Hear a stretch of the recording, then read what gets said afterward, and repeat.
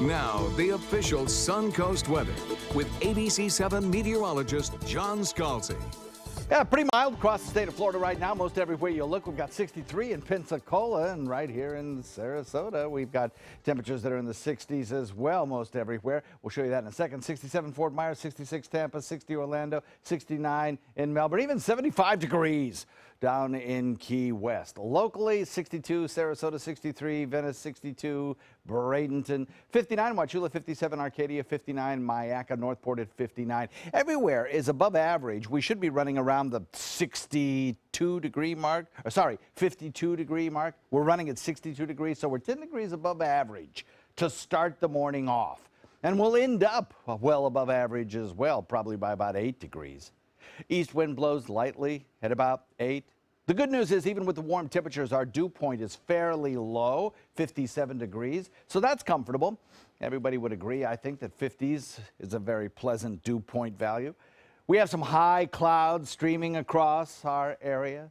It's certainly not a solid bank of clouds, but I think it will give the sky a somewhat kind of milky appearance today. From time to time. It certainly won't block out the sun completely. At lower levels, we have some clouds streaming in. You can see these as the darker clouds right here, and we'll be battling those back as well. They may be more efficient at blocking the sun from times, but I think they'll be a lot less numerous and located mostly to the south.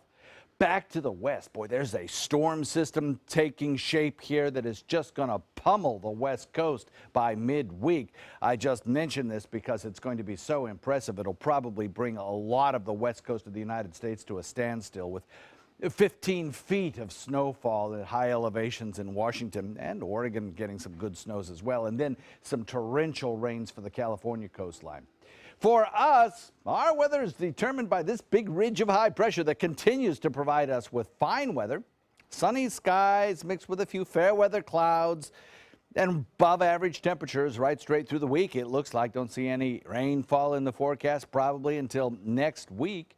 So all in all, things are shaping up good for us thanks to that high pressure ridge. Now, ice storms throughout the center section of the country again today, lifting from, well, anywhere from Colorado through Kansas City on up into parts of Wisconsin. Already, Dodge City has seen a half an inch of ice that has led to widespread power outages there. So this is really going to be a travel nightmare. Chicago getting hit a little bit later on with some heavier rain showers, potential for some severe weather in through parts of eastern Texas.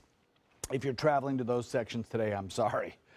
Mostly sunny skies, dry conditions, I think, for the next couple of days. Above normal warmth for today. Martin Luther King Day celebrations should be perfect weather-wise. The cold air remains locked to the north. That's where the ice storms will be for us in the deep south through the mid-Atlantic, right straight really into the weekend. Above average warmth and lovely temperatures because of that big ridge of high pressure. No issues for us weather-wise. Watch the icing. That's indicated by pink here on our RPM computer model. We'll take that low pressure area at the center of this comma-shaped rain pattern and send it right up toward the Great Lakes. The area of low pressure could spawn a few severe storms as well in parts of the deep south today.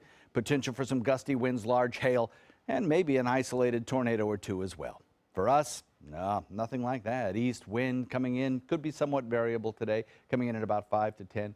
And the week ahead looks great. A lot of sunshine, not much in the way of a rain chance. Daytime highs near 80. Next chance of rain on Sunday. Back to you.